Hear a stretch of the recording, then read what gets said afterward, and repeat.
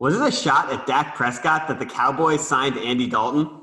All right, Andy Dalton has sort of been a picture and a poster child, redheaded poster child for mediocrity from that starting position where the Cincinnati Bengals have done very little winning, but he manages to keep his job for a decade in Cincinnati, where he might have already been a backup if he played at any number of other franchises, but they were good with that in Cincinnati. And I think he can serve two roles in Dallas. You can have a couple of quarterbacks because you think you got a lot of skill talent. You think you're a piece away, and he could keep the train on the tracks. And also you can hang him over the head of Dak Prescott with negotiations and say, look, we understand that you think you're worth a lot of money, but we'll go another route here because we've got a competent, capable quarterback who has a name. He serves those purposes for a backup quarterback, both backup and business move.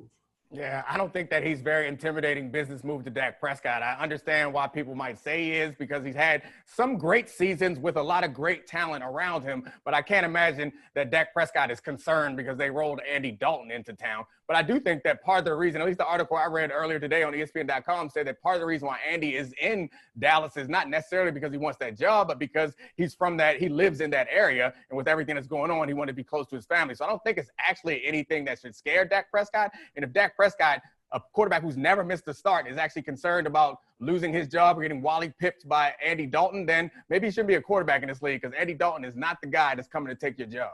Hold on, Andy from Houston, but he live in Dallas. Tell me a whole lot about that dude. Look here, man. I've heard people make this argument that this gives the Cowboys some sort of leverage over Dak Prescott, and that is the dumbest I've ever heard in my life. Explain to me how in the world Andy Dalton, the dude who just got to run off of his last job, is leverage over Dak Prescott. They just volunteered to give Dak Prescott $30 million to play football this year. They gave Andy Dalton $3 million to show up. If they really thought that Andy Dalton was some measure of leverage, they'd just be paying Andy Dalton that $3 million and they'd be trading Dak Prescott for picks and everything else away. Come on, man. This is absurd. They got a very good option as a backup quarterback because what I do think about Dalton, as though I know he was the biggest reason why Cincinnati couldn't get over that hump, had more to do with that than Marvin Lewis did.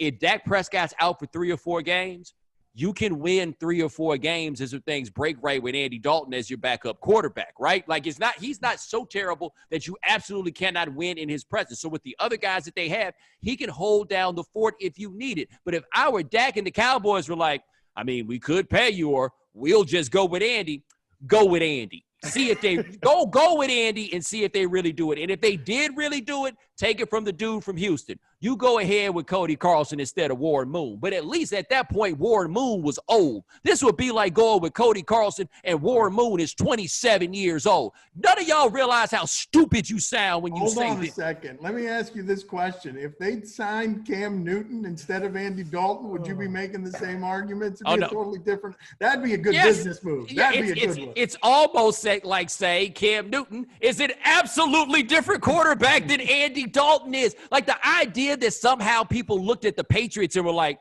well, they'll just go sign Andy Dalton.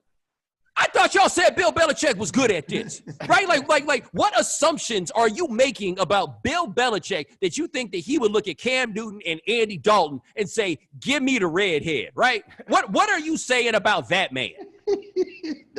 I did not realize that this was gonna make the top of Mamani's head pop off. No, I mean, I'm just trying to think of really, like, let's go through the list of quarterbacks in the league where you sign Andy Dalton and the starter is like, damn, what I'm going to do now?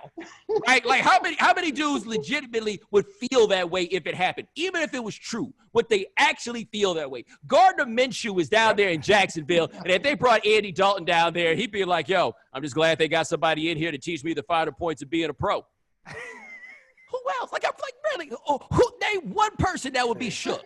Name one quarterback that would be shook.